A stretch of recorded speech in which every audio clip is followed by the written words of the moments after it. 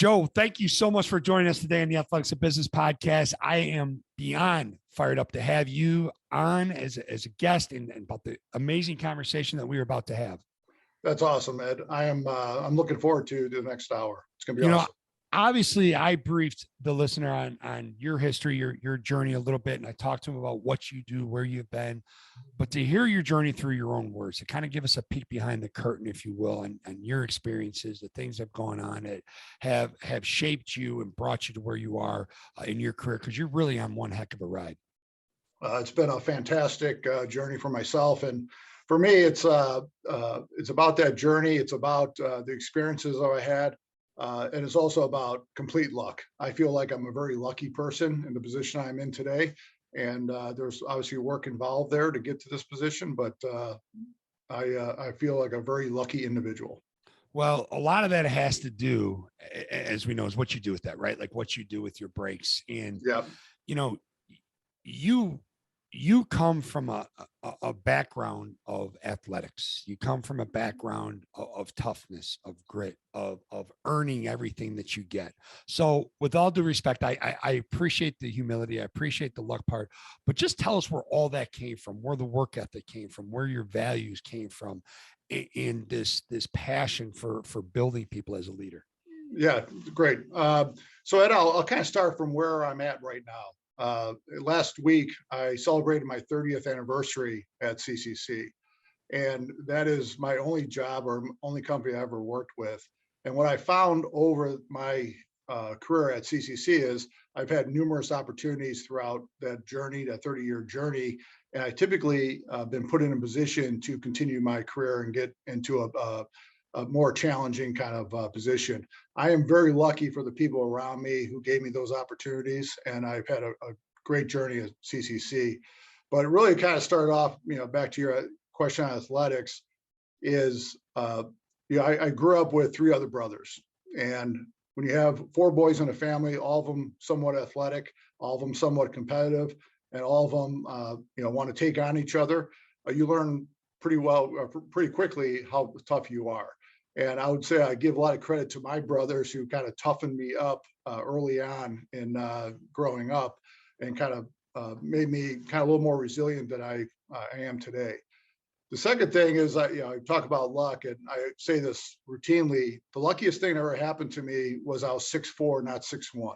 If I was 6'1", I may not have got a scholarship to Notre Dame. I may not have been able to move my career or my athletic career and take advantage of that scholarship or that opportunity that was provided to me. So I feel like I'm very lucky that once I became you're 6'4", now you have opportunities that come to you. And I thought I made a right choice with Notre Dame. I had other choices, the Big Ten schools, other West Coast schools, East Coast schools. But ultimately, I chose Notre Dame because I felt it was the best opportunity for the next 40 years of my life. And not just that you would have, networking and those types of things that are routinely said about Notre Dame. It was about putting me through a process, graduating, and really surrounding myself with really good people that ultimately led to the initial stages of my career. So I feel like that's been a great grounding for me, growing up with three other brothers, put in position athletically to go into Notre Dame, and then actually graduating and moving my career around from there. Let's talk about Notre Dame for a second, and we'll get back to when you talked about the best decision for the next 40 years, because that's a piece of advice you give to the folks that you mentor and that Yes. you lead is make 40-year decisions, right? Correct. And we'll get back to that. But Notre Dame, tell me about the impact that had on your life, not only playing for Lou Holtz, not only winning a national championship in 1988, but the academic setting, the social setting, the challenges, and really, truth be told, you played a very unique position, in a position that really demands a lot of character and selflessness as an offensive lineman. Absolutely. So I think first off, Notre Dame, I believe, and still believe today, that they recruit a higher caliber character type of people. So when you're looking at a team of 110, 120, 18 to 22-year-olds, it's good to have other people with high character around you that ultimately provides either a direction or some kind of examples that you want to continue on with, either at school or after school. As well as I felt like the administration was very strong in terms of kind of guiding their athletics or athletes through the process. The one thing I was very proud of Notre Dame is their expectation is you're going to graduate. Like the worst thing that could happen to you at Notre Dame is you graduate.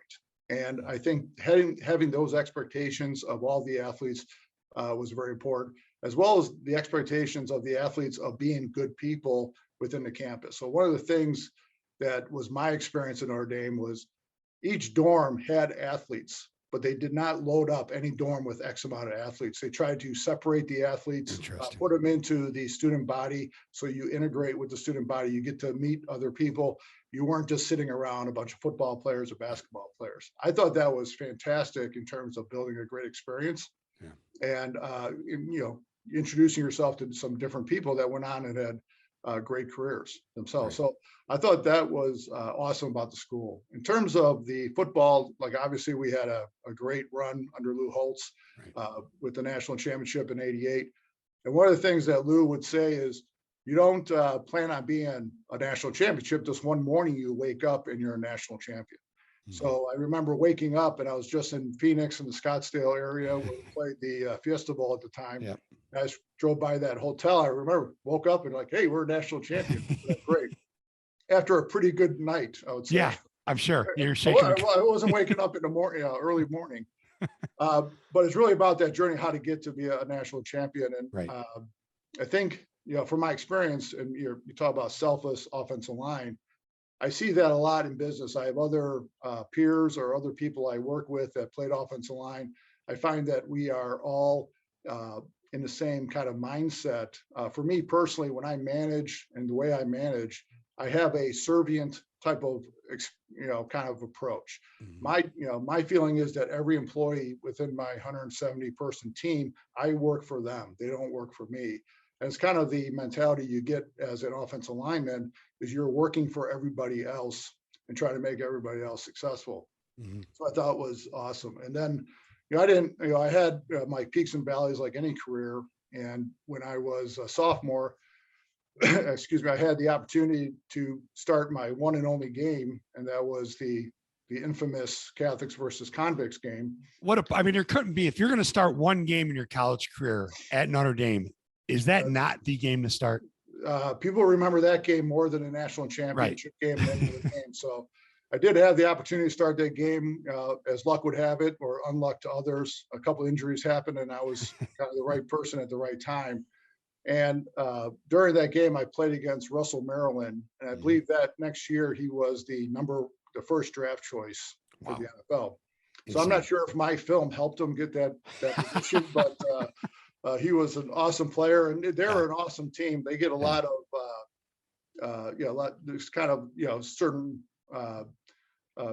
belief that people have about that University of Miami team. But I'll tell you what, they were awesome players. There were not a lot of trash talking, and they were just fundamentally so sound at the time. You think about Jimmy Johnson was a coach, Dave Wannstedt was their defensive coordinator. Like, they never made a mistake on the field. They were always so fundamentally sound, and we were lucky enough to pull that one out. That was a great game. They played hard for Jimmy Johnson. I mean, you talk to anyone who's played for Jimmy, pro level, college level, they like the way he coached them. Yeah. High expectations for his team. But what, I've got a question for you as an offensive lineman. Okay. What made you protect one quarterback a little bit more than the other? And that's a tricky question, because I'm not saying that you did that intentionally, but there had to be a quarterback that connected more with the offensive line. One had to be better at connecting with you than the other. I'm curious about that and how that's translated to you as a leader. Yeah. So my experience in Notre Dame, I think we passed the ball 10 times a game. So it wasn't like a lot of pass blocking going on and protecting the quarterback. We were running primarily option or variations of the option. Right. I would say that Tony Rice was primarily our quarterback during my time there. And Tony is just a fantastic guy, very personable, very, inclusive, and really wants, to be friendly with everyone. So for instance, I was at a volleyball tournament with my daughter about probably 8 years ago now. And we went out to lunch, and Tony was there, and he came right over to me introduced himself to my wife and my daughter, which was awesome. Yeah. And it told some good stories, and he was just very genuine, and he was just awesome. And this was after 20 years or so of seeing each other, and he's just a great individual. So I wouldn't say we protected one or the other, but I would say that Tony was a fantastic. Yeah, and you understood what I meant. I mean, it's like anything, right? Like you just there's certain leaders in organizations that connect with others more, and you see. Yeah. And Tony was the type of leader that you always knew that it was going to come out okay. And Lou Holtz told this story, and Tony tells this story as well. I think it was during a USC game. It was a really tight game, back and forth, 1 versus 2 type of thing. And Holtz was very energetic, and a lot of stress at the time on the sideline. And Tony's like, "Man, this is a great game, isn't it, Coach? Like this, let's have fun. Let's go play football, right?" So it was a very calming, just very confident, and somebody that was easy to get behind in the huddle or when you're on the field. That's awesome. We talk a lot with our clients about being the face and voice that your team needs to see and hear, and that just makes such a difference in leadership. What was Lou Holtz like as a leader? Lou is very demanding. I would say that he has very high expectations of his team, of his players, and very hands-on. I was at a presentation one time, and the person doing a presentation talked about leaders that had their mind on or hands on, or combination of their. Lou had his mind on and hands on all the time. He was going from station to station with individual coaches, working on skills that, from offensive line, defensive back. He was very engaged with every facet of the team and what he was trying to accomplish as a team. Obviously, he's a strong motivator. By the time you're a senior, you've heard all the stories, though. You've heard all the speeches, so you kind of understand. What's coming next. What's coming next, but nevertheless, it was very strong. Recently, we had a reunion, and he did a little speech, and it was our 20-year reunion or something. And he started talking about he wanted to confide in us because he loved us so much, and he talked about a drug problem he had. And, all the players are at the edge of their seats, like, a drug problem. What's going on, And Lou said, "Yeah, my parents drugged me to church. They drugged me to school. They drugged me to get my stuff done." So he caught us one more time. So you had never heard that one before? That was a new one. So he'd been working on that for a while. Yeah, he got us all. He had everybody at the edge of their seat. That's awesome. So offensive lineman is a thankless job to start with, right? Yeah. But then you start one game your entire career. Right. What made you go to work every day? What made you buy into what the coaches told you that you need to do? What was your role going to practice every single day as an offensive lineman? Because at that level, especially in that program, it's not like you just go through the motions, right? If people could understand the commitment, the time, mental, emotional, physical, the weight room, the classes, the study hall, everything, right? Right. What made you do that? Because that speaks volumes about your character and about your commitment, but there had to be something that got you emotionally attached. One is if the next man is up, if somebody gets hurt, you have to be ready to perform. And like I had with that Miami game, Tim Grunhard, who ended up having a great career with the Kansas City Chiefs, was the individual being hurt at the time. But you had to be prepared, ready to go, being the next man up. And I think over the course of my career, that was my sophomore year, which was fantastic. And you could say, well, my career eclipsed at that moment in September, October, when we had that game as being the only time I started. And as time goes on, you bring in more talent, and Notre Dame brought in a tremendous amount of talent. I think, for my count, we had 3 NFL Hall of Famers. Bryant Young was just brought into the Hall of Fame recently. So you brought in great talent and great people, very good offensive line. And I found myself my senior year, being a backup and just being in that role. And what motivated me at the time was, and I have this kind of a theory that you have to kind of accept the situation you're in. If I could have been bitching and moaning and complaining that I didn't get the fair shake, or I'm better than this person or that person. But in essence, if you accept that position, then you can take a step forward. Right. And what I found during my senior year, I became somewhat of a mentor to the freshmen and sophomore that were on that second offensive line. And a couple of those individuals went on for pro careers, Outland Trophy winner. But I felt it was my responsibility to the team, to the coaches, to help them along this path, and kind of teach them a little bit maybe about how the offense works, what we're trying to accomplish on a play, maybe be level setting to them. For instance, we had one game, I think we're out in Baltimore playing Navy, and the first offensive line, I think we're kind of one of those between games, between two big games, and there wasn't a lot of motivation, I would say. Yeah. So they pulled out the entire first offensive line, and we brought in the second offensive line, me included. And some of these guys were a little nervous. I'm like, hey, this is your opportunity. Let's go shine. Like, they screwed up. It's our time. Let's go, get this ball going and down the field, and just try to be somewhat of a mentor to them. And again, they've all had great careers and ended up starting at Notre Dame or beyond in the pros. So again, I think it's about accepting your role for the team and what is the best thing for the team at that point in time. Is that something you picked up on your own, just some of the great people you were around, or you saw in your dad or your mom, or is that something that someone had a sit down conversation with you while you're at Notre Dame, said, hey, Joe, it might not work out quite the way you're planning, but for you to get from point A to point B, this is what you need to do. How did that work? I'm not sure if it was any specific conversation. I think some of it was the example that we've seen with others. I'll tell you that it's not always a good example that you witness. You do witness some people that may be, say, bitching and complaining, and they feel like they got screwed type of thing. And ultimately, they were a detriment to the team, and they might have quit the team or whatever the case may be. Right. So you see kind of a negative example of what you don't want to be. Yeah. And then you say, okay, I'm in this situation. What can I do to be the best teammate for the, do the best I can for the overall objectives that we're trying to accomplish.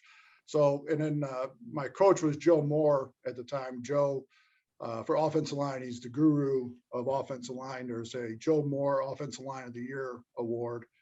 And he was a tough son of a bitch. And the best compliment I ever got from Joe is, he punched me and said, "You're tough." Like that was like, it was a senior year. And like, I got into a fight with a player when I was a senior, not warm-ups, but like Thursday practice, kind of walkthroughs. Gotcha. And this freshman was going live and doing his thing, and I came across and just wiped him out because I was getting pissed off at him. And Holtz is yelling at me. People are yelling at me for going live when I was supposed to do a walkthrough. And I came over to the sidelines, and Joe Moore just gave me a thumbs up, like, F&A, that's what you do. Like, isn't it funny the things like that we appreciate, the things that really resonate with us? Yeah, Holtz was really mad at me, but Joe That's Moore. all right. You weren't the first person he got mad at, nor will you be the last person he got mad at, right? Yeah, absolutely. It is. Well, you said something interesting. Accept the position you're in, and then you can move forward. And you look at your career at CCC. I mean, 30 years is mind blowing. We'll get into that about the Great Resignation here in a second. But 30 years is amazing. So you graduate in 91, right? And you get the job there in February of 92. And if I'm correct, the job market wasn't that great. And you just took a job and you kept climbing the ladder because you got really good at what you did. Can you talk about that mentality, about how you were able to move from point A to point B to point C to point D to where you are now? I'd love to tell that story. It's great. It's a good story. It's a great story. So, when I came out in 1991, the market wasn't all that great for college graduates. Just not a lot of opportunities out there. And I found myself, I needed to spend time doing something. So I ended up helping coach at St. Rita, which was my alma mater, so I could wake up every morning with something to do. Right. So I could maybe interview in the morning and coach in the afternoon, which I really enjoyed. And, and I got an opportunity. There's a Notre Dame Club of Chicago, just like in many places.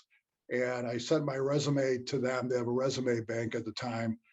And somebody from CCC found that resume, a Notre Dame grad, and threw it over to our HR department. And at the time, we had this mentality, because we were only like a $10 or $15 million company, just really a startup, just really scrappy type of folks.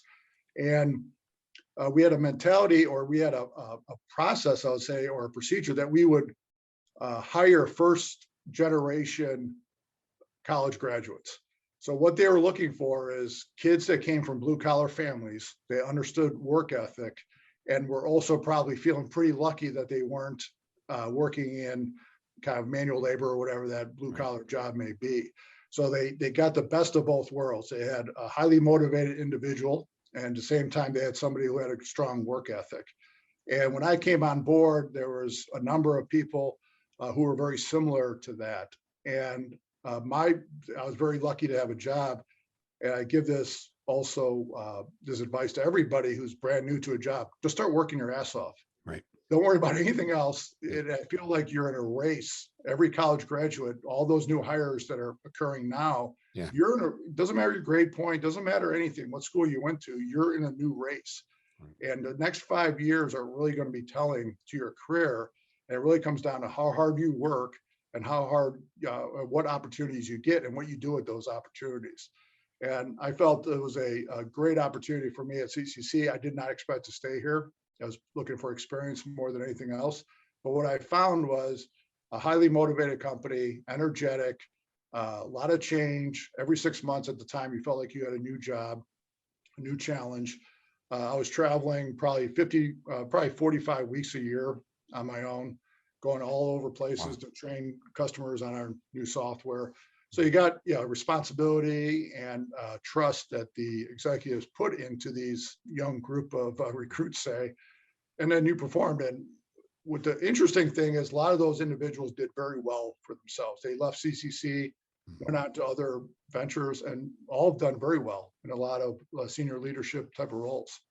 So that was a great, for me, it was awesome that first few years.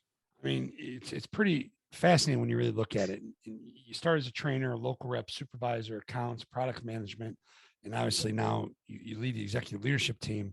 And you described it when we talked a while back. You described a career path as a zigzag. Yeah, because we all think everything's so linear, right? We think if you do this, you do that, you do that. But talk about that in this time that we're in right now. How significant is that? And the whole work your ass off thing is such a simple solution to so many challenges that we're having, yet people don't understand how valuable of an intangible that is. So I appreciate you sharing that. Especially as an older generation now. The younger generation doesn't work as hard as we used to, right? I mean, my son asked me the other day if I was still in high school when schools were still segregated. I said, come on, E. I said, you're 7 years old. You're old enough to know that's the answer to that one. But I love the fact that he's learning about it in school. But zigzag career path. Let's talk about that.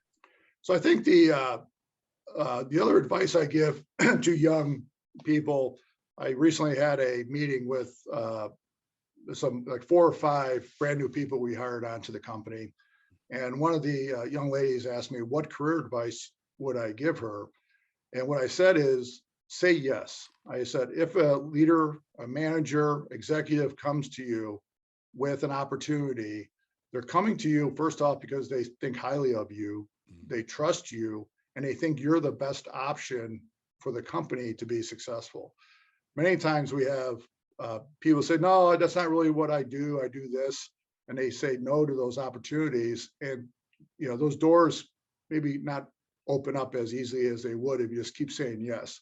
And when I found myself in my career is I kept on saying yes, take on more responsibility, different responsibilities, different departments. And, back to that idea of a race with all those young people that were coming out at the same time working at CCC, many of them looked at a linear, I go up this path, like I'm in sales, I'm in product, whatever it is. And what happens is you get blocked sooner or later because somebody's not retiring or moving on, and what I found is zigzagging, you kind of get around those blocks, say, or those places where your career may stall a little bit. The other benefit it did for me is I learned the entire business. I learned everything from our insurance market, our products very well. I understood how the other markets worked. So when you have a global vision of what the company is trying to accomplish, you have a great context as a leader now to think about what we're trying to accomplish as a company. The current job I've had now is for the last 14 or 15 years. But again, it's challenging every single day. And I think when you get to a certain level, that movement doesn't happen as easy. The company needs to make numbers. If you're performing well, you stay there, you keep making numbers. Right. And the top of the pyramid gets a little tight. But if you look at it from a perspective of continuing to improve or continue to get better or hit your numbers, I think you're going to be successful in your career. But we had a recent meeting with employees, and there's some employees who were expressing concern with career pathing. Mhm. And we were very explicit with them. My responsibility as a leader is not to tell you what your career path is. My responsibility is to develop you and give you opportunities so you can define what your own career path is. You own it. So figure it out for yourself. That's I really will help you interesting. along the way. You have to Right. earn your right to be helped along the way. Right. But my job is to develop you, make you the best employee possible, and then you can move on to other endeavors within CCC or even outside of CCC, because I don't mind that, because if they speak highly of us, they may come back. Right. They may find other candidates and those types of things. Well, and they may come back with new ideas, new ways of doing Absolutely. things, Yeah. something of Yeah. value. But it's really interesting because it's a lot like what you went through in college, right? Being a role player, Yeah. your freshman, sophomore, junior, senior year, but you've got to figure out how to continue to work on your game, how Yeah. to look forward, how to understand you're doing something with a purpose while still being actively engaged in mastering what it is they're asking you to do, right? Right. Like still being Right. present in the moment. And I think the fact, let's talk about that. You said own it. I mean, I think Yeah. that's huge. How do we, because you and I had this discussion wrapped around accountability, and I'd love to get into Yeah. that a little bit. And Yeah. I like to talk about self-selecting in, and you talk Yeah. about ownership. Can you just speak Yeah. to that? Yeah. So if I look at the most successful people, at least in our organization, and I think the common trait that I see is that they voluntarily take ownership of something. And when I think if you create an environment or a company or an organization where people step up and say, I got this, and voluntarily take ownership, those individuals are typically more motivated because they own it now. It's their thing. They have to achieve whatever the results are that you're looking for. And you ultimately get better performance out of everyone. The other thing it does for that employee is they feel empowered to do something and to make decisions and to move things forward. We've had the discussions internally about accountability versus empowerment versus ownership. And it's my opinion that when you talk about accountability, you're usually placing that responsibility on somebody else. Even your relationship with your spouse, if I'm accountable, she makes me accountable to be true to her. That's not really a healthy environment, but I'm voluntarily going to be a good husband, do what's right by her. So I think it's about voluntary ownership. And once you have many people voluntarily owning things, you'll achieve more results from my perspective. So again, these terms keep floating around in business: accountability, Right. empowerment. I say, get somebody to own something and you got it halfway there already. Well, at the end of the day, the only person that can hold us accountable is who? It's ourselves. Right. I mean, I can sit there and do all the check-ins I want with you, but at the end of the day, I have to be the one to put in the work. Right. Absolutely. And can you speak to this? Because this is something I have found with clients, and I found it coaching basketball as well. But taking ownership just doesn't mean admitting when you were wrong.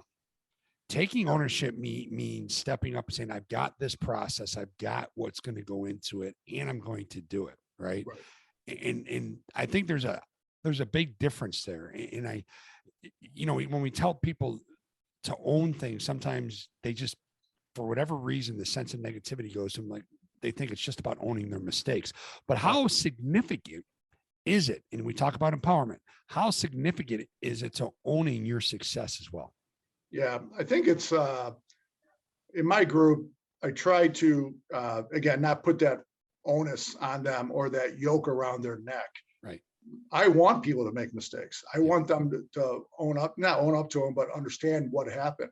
I find it very interesting to hear like a pro coach and the quarterback throws an interception. The question they typically ask now is, what were you seeing? Not why the hell did you throw that pass there, right? Because you want to understand the decision process that they were making to throw the ball into the flat, whatever the case may be. And I think I try to take the same approach, like, okay, what were you seeing? Why did you make the decision? And kind of walk through the why of the decision versus the decision itself. And again, if once you understand or accept this decision, maybe it wasn't the right one, then you could adjust and move forward. And instead of just talking about this bad decision that somebody made, we're all going to make bad decisions, Right. right? But how are you going to recover from it and understand what you did and hopefully go forward in a more positive place? You know, it's funny, and I don't know if you know this. I played for my dad in high school, and he's a South Sider originally at Marist, and Go I South can Side. remember cringing, kind of, yeah. But I can remember cringing in practice when he would ask that question. You know, I didn't realize how ahead of his time he was. He would say, "What was going through your mind? What did you see? Why did you throw him the ball?" And he wouldn't say why. He'd say, "Okay, you threw him the ball there. Now, if this happened again, what would you do differently? Right. Or would you?" And it just, after a while, you realize like it had a purpose when you started seeing things differently. You started thinking through things differently. And I love that whole idea, because we're in this constant race to chase metrics, right? And hit numbers and to be successful. But when you take a step back and you try to work through it, to understand what they're thinking, because then as a leader, you can put them in a better position to be succul. Right. But then to get them to work through what they will do the next time. How important is that? Yeah, I think a lot of companies, we all talk about scale. And sometimes when we think about scale, we look at oversight, like how much oversight we have on the operation so we can scale better. And I take a different approach. I think you build scale by really moving those decisions down to the level that the decision should be made. It could be in the people in the field with customers. And as long as they understand why they're making a decision or what their objectives are, I think then you get overall better scale. Me personally, I never want to manage anything. Anytime we're kind of working on it, an initiative or an opportunity, and I hear comments like, well, we'll just have the managers manage it. I'm like, no, that's not the role of the managers. The managers are there to coach, knock down barriers, enable their employees to be successful, not managing the spreadsheet each and every day. And I look at my team, my direct reports that way, like, how do we enable our employees to be successful? Yes, they have to make decisions, but if you're going to, like, the idea of playing fast, right, in sports, it's like you understand this very quickly, and you can make those adjustments on the fly, and you can make the right decision. We had a process we had internally, just like every organization, where certain levels of credits or customer appeasements, you have to get approval. And I told this individual, I go, you know, every single time you come to me, I say yes, because I know you've already gone through the process and understand that's the right thing to do in this situation for this customer. Right. So you have the responsibility to do it. I'm going to say yes every single time. So stop asking me. So, and that empowered that person. Right. And they actually got better results because they weren't waiting for me to, kind of cover them with an approval.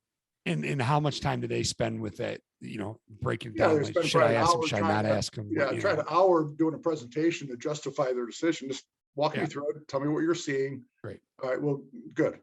You made the right decision. Let's move on. So how do you work with your managers to become coaching leaders, to become coaches? What are sort of the things you do with them in terms of ramping them up to actually coaching their people, not just managing their people? Yeah, I think the one thing I think we do pretty well at is educating our team, training our team. So I take the approach that no one wants to be taught, but everybody wants to learn. Right. So we try to create environments where people learn. As an example, years ago, we're bringing a new product to market that was much more complex than we had currently.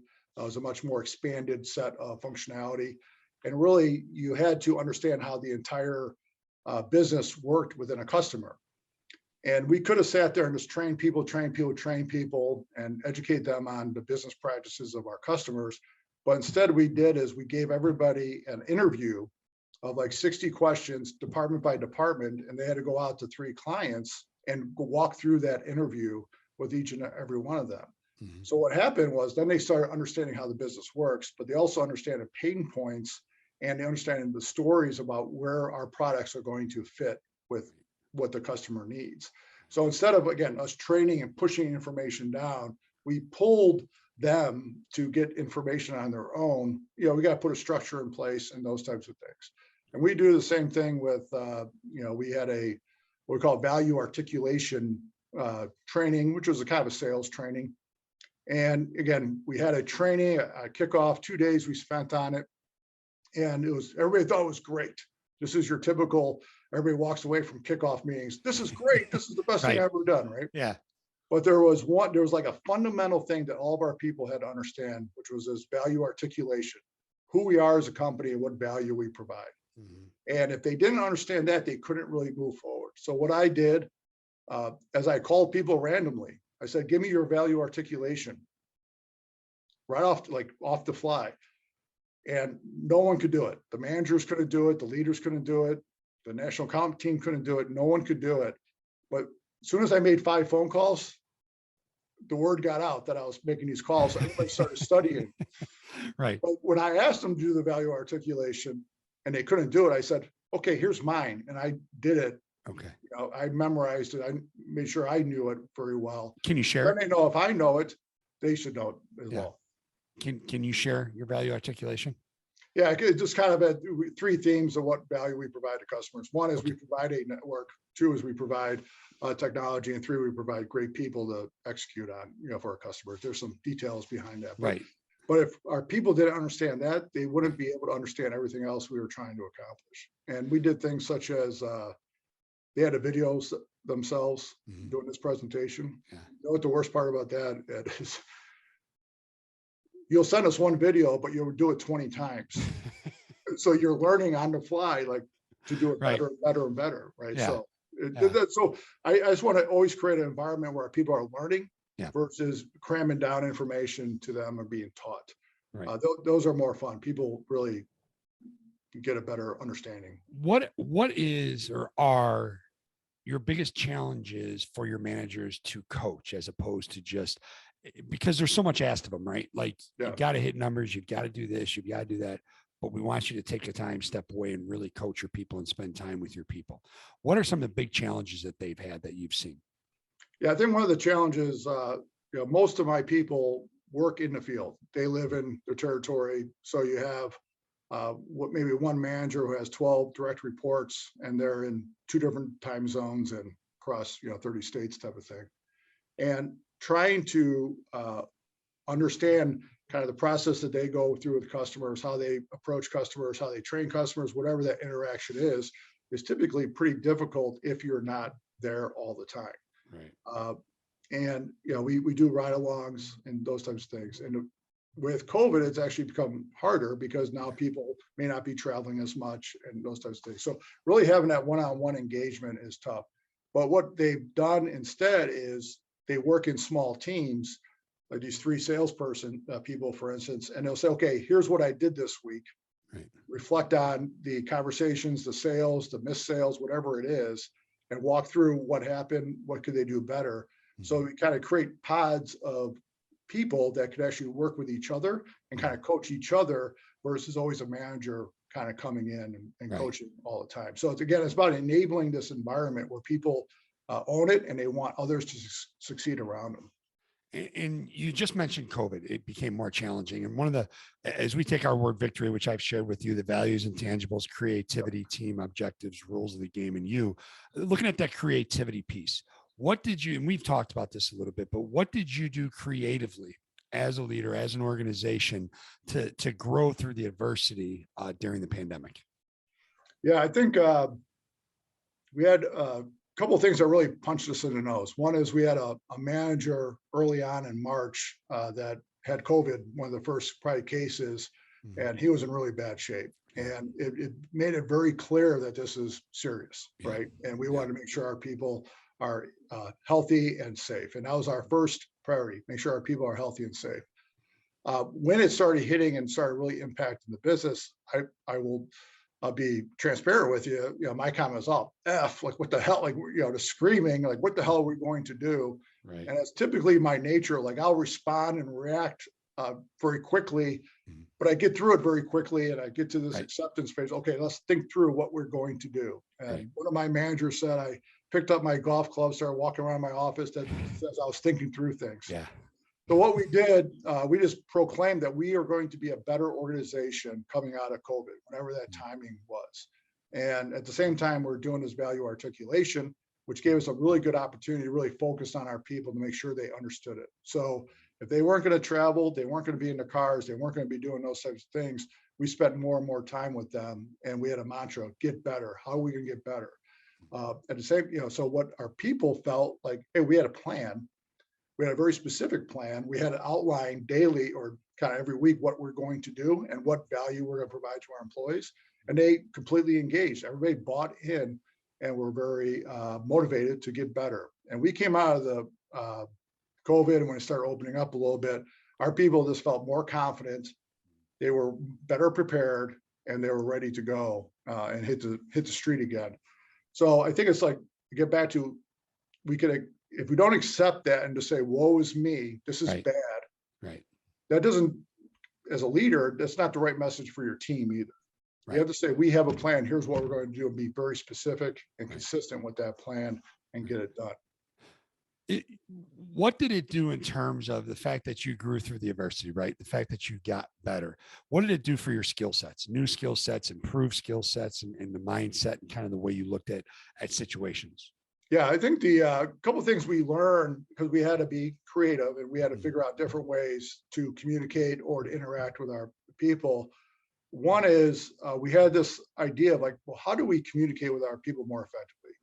And we did a survey of our folks, and they said, send me more emails. But at the same time, they say they hate emails. So it's just like, it doesn't make any sense to us. Right. It was like emails, meetings, right down the line. And we had podcasts as one of those examples. And podcasts rated dead last. No one wanted to do it. Everybody thought it was a bad idea. But what we did, we said, well, I disagree. It was kind of our decision. Right. And we put together a podcast kind of program. I have one person waking up every single day putting together our podcast, say, entertainment. Okay. So we have like 7 different channels, and that's how we communicate to our team. So like weekly updates, instead of an email, we have people presenting. Here's the weekly update, 2 minutes on this. Here's what's going on in marketing. That's awesome. Same time, we have training, and everything, like the contents could be really heavy, but we make it kind of entertaining, kind of goofy entertaining at sometimes. But our people are very engaged. I think we have 100% adoption of people actually logging in and listening to whatever's new in those podcasts. And it gave us a great opportunity. That bad situation created new opportunities for us as a way to really interact and communicate and engage with our employees. So where are you at right now in terms of folks coming in the office, folks back out in the field? Are we getting towards the endemic stage? Are we getting back to some sense of, we'll never be back to what we consider normal, right? It's the new normal, but where are you at? As a company, we have a couple of new offices, one in Southern California. We have about 9 offices, but 2 brand new offices, one in Southern California, one in Chicago here in the Fulton Market area. And the ironic thing about the Chicago office was we put ourselves here because we wanted to recruit young talent. Right. We felt like this was the tech campus so we did that. But now people in tech don't want to come to the office, right? You build a place to come, but no one wants. Right. Yeah. But we're working through it. I think for me today, I'm in the office. I have my number of people working my team coming into the office because I think a lot of people just want to engage with each other. And so every Thursday morning we have a session in my office. Okay, here's the problem. Let's try to solve it. And we typically solve it in an hour, but we would never get it done over web video calls, or you get distracted. Sometimes you just have to get people together to get motivated. So we're bringing people in back slowly, trying to provide some choice. But I think we're finding that people in the office, people collaborating, people interacting in the halls, getting things done with just quick little conversations is very valuable. And I think there's going to be a hybrid type of model, just like everybody else says. Right. But it's encouraging. I think Chicago just announced that they're lifting many of the restrictions. Hopefully gives people more confidence to come in an office. It's the $1 million question, Ed. I wish it is a $1 million question. Here's a $2 million question. The Great Resignation, right? Now, you folks, I have so much admiration for how you do things and your why and why you do things. How have you worked on strengthening retention? How have the conversations been over the course of the last year and a half, when really this whole Great Resignation, I see it more as an opportunity, but won't get into that right now. How have you folks really doubled down on certain areas of your business, certain areas of your leadership to make sure that you're not only recruiting the top talent, but you're retaining it? Yeah, I think the first thing we did during COVID, because we have customers that were still working. Right. I'm responsible for body shops and suppliers, and they're still running their trucks and fixing cars. At the same time, we have insurance companies who are still providing claim services. And we still had an opportunity to continue to build products and those types of things. So we took it, first off, we didn't lay off anybody. Right. So you think about employees might have had a mindset or a fear that they were going to get laid off. And when we didn't do that, it kind of built a little higher loyalty for the company. Right. And if you think about how we came into COVID, we already had a very high engagement scores. As our people are very engaged, they like the company, they like what we do, they like how our leadership acts. So we have a strong engagement, and we had a little more loyalty because we didn't start doing the layoffs and those types of things. So we have not, we've seen some resignations. There's a lot of opportunities out there, but not maybe at the same degree as other companies. And in August of this last year, we went public, which then provides additional opportunity to provide restricted shares or those types of things with employees, so they feel like they're more part of the organization and the overall success of the organization. It's very important for us to have everybody in the boat rowing. How is that? Absolutely. How is that journey going public, Ben? How has that been? It's not easy. Yeah. So I think it's a learning process. We are a very disciplined company. Always been a very disciplined company. We've been public twice in our history, so we understand kind of what that environment looked like. We went to private equity a few years back. Gives you a little more flexibility. You take a couple bets here and there, a little bit different, but we were in a really good position to go public this last year. And we did, and it's been successful. And we have new leadership, new departments, a little more controls. But again, we were pretty disciplined in the first place, so it wasn't much of a change for us in how we think about our business. More pressure, less pressure, indifferent for you as a leader? It doesn't matter. I don't feel any pressure from anybody else but me. Like, I have, I believe, an obligation and a responsibility to the company to have my team successful and hit my numbers. And it's for our 2,500 employees, for our shareholders, for my team. That's our responsibility. So no one can put any more pressure on me personally to do that. It's just, I would say the windows are shorter. You're looking at a quarterly maybe versus a yearly type of horizon all the time. Interesting. Well, and speaking as we wrap up, what do you do to work on your growth as a leader? And what do you do to kind of just keep taking strides forward? Either there may not be a next step. This is just kind of where you're at. You're in this wonderful position, making a huge impact, but you just don't want to stay stagnant. Yeah. I think when I think about stagnant is a choice, right? I feel like even though I'm in the same position, same responsibilities, I'm in a position to make an impact. And as I said, responsibility to the company for financial, objectives. But really what motivates me right now is not what position I'm in or maybe what position I want to be in. I've never thought about that ever in my career. It's like where I want to be. I always focused on the position I'm in today, just do the best possible job I'm in, and that will give me a path somewhere. I think a lot of times employees look for what they want to do next, and they focus on that versus focusing on the job at hand. So stay present, stay focused, get the job done. So one of the things that really motivates me is not necessarily my position or my next move. It's really the position my people are in and where I could help them move their career along or move more opportunity onto them. So constantly looking at, this position's open, this person would be good there, constantly, pulling the puppet strings a little bit to try to give people opportunity in a very, healthy, growing organization to take on more responsibility. We had a recent manager who she started the company, probably never thought she would end up being anything more than just a kind of a frontline employee. Mm-hmm. And she became a manager, has done great. She gets great coaching from her leader. And now she's taken another step up. And it's like all of a sudden it's all opened up for her, and Right. she sees what the opportunities is, and that Right. just gives me such great pleasure to see people like just so gung ho and Yeah. encouraged and motivated, because they're doing things they may not have ever thought was possible. And that's what we try to do, is help everybody out. What is the trick to that? I mean, that's so rewarding as a leader when you see folks, grow and their career path just take off, and you see the impact that they're having, and it circles back to, the impact you had on them. But what is the key in your mind?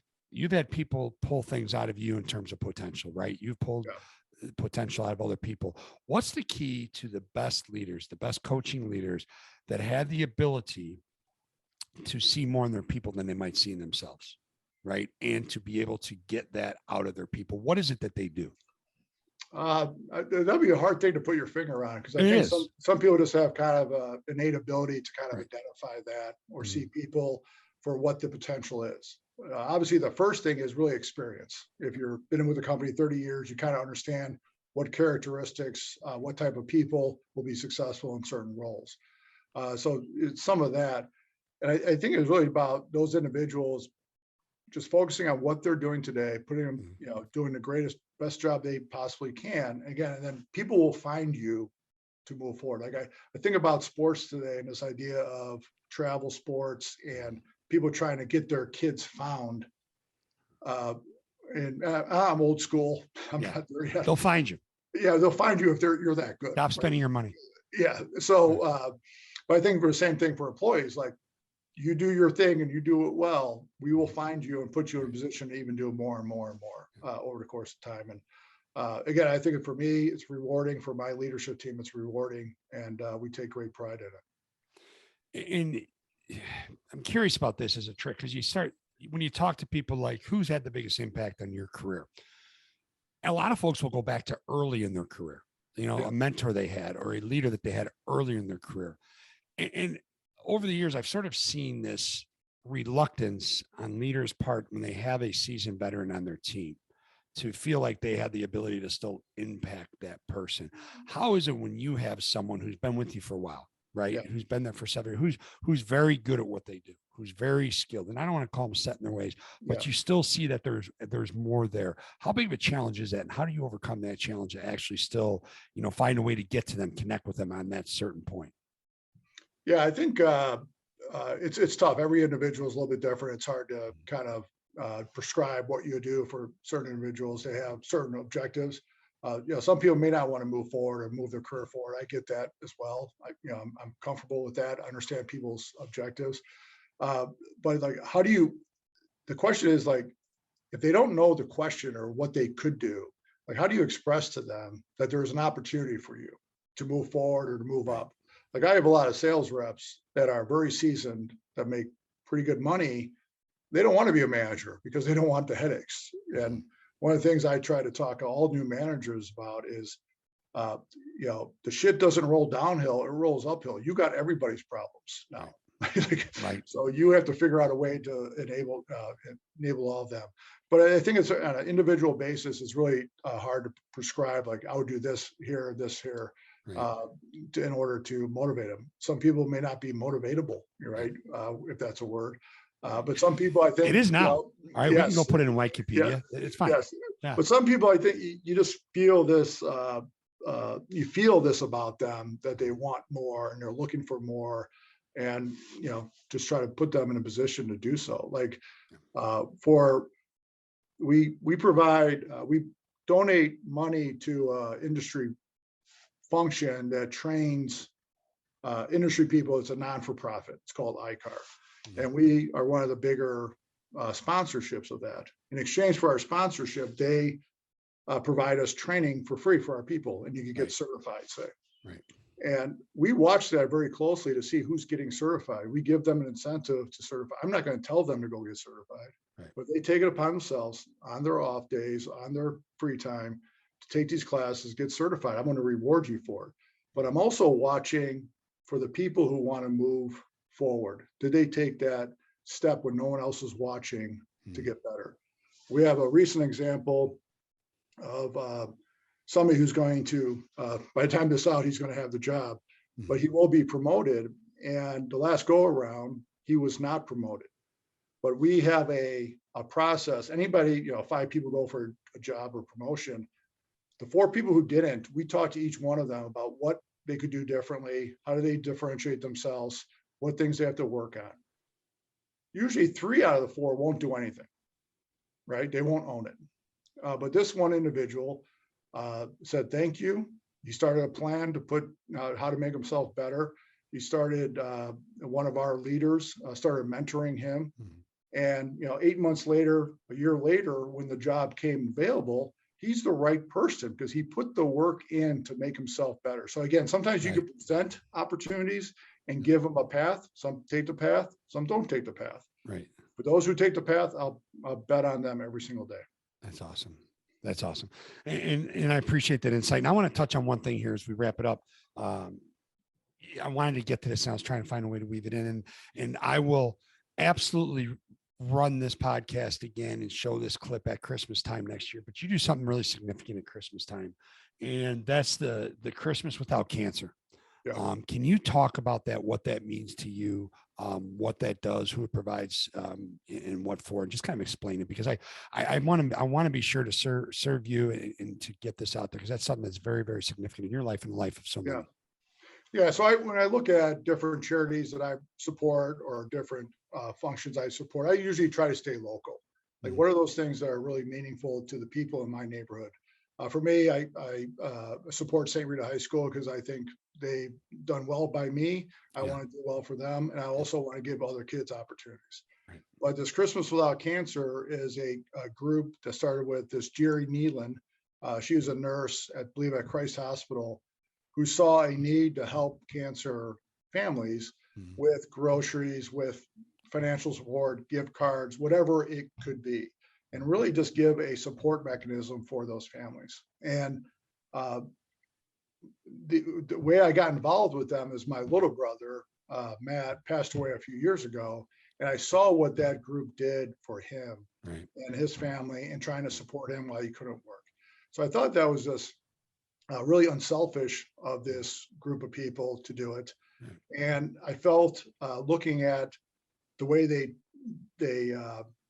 presented themselves, 100% of the dollars raised goes to these families in need. It's not like you have this oversight and people are chipping away at whatever money is provided to them. So I just think it's a great local organization that does great things for local people. I was just reading last night on Facebook, on their Facebook page, of a young mother who passed away. She's 40 years old. They just felt horrible about it.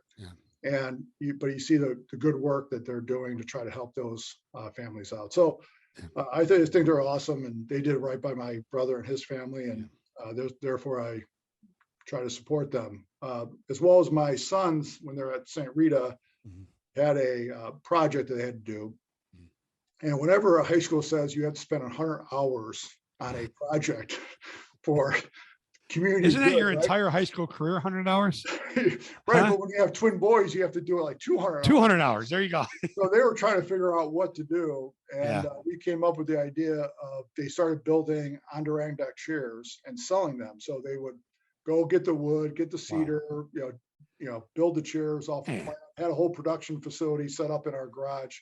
And they ended up selling about 65 chairs. Wow. And about probably $60 per chair they were able to donate to this function. Awesome. I think it was like $4,000 they donated. So it was really good to see my kids participating, doing a little extra work. They were in the paper. It was all great. It was really going to a great organization. I mean, that has to, I think proud would be an understatement. I'm pretty fulfilled as a parent that, that your kids are on the right path.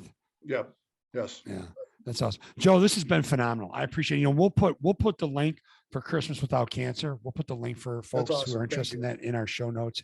And like I said, we'll re-air this, we'll rerun it, we'll do a promo whenever they see fit, you see fit, November, December of next year. And I appreciate you taking the time. There's so much here. Just an incredible journey. And I would love to bring you back here, sometime in the not too distant future to have you on for an encore presentation, because I feel like there's so much more that we can talk about. Oh yeah. I'm ready. Let's go. All right. Joe, thank you so much. Thanks, Ed. I appreciate it. Really, it was awesome.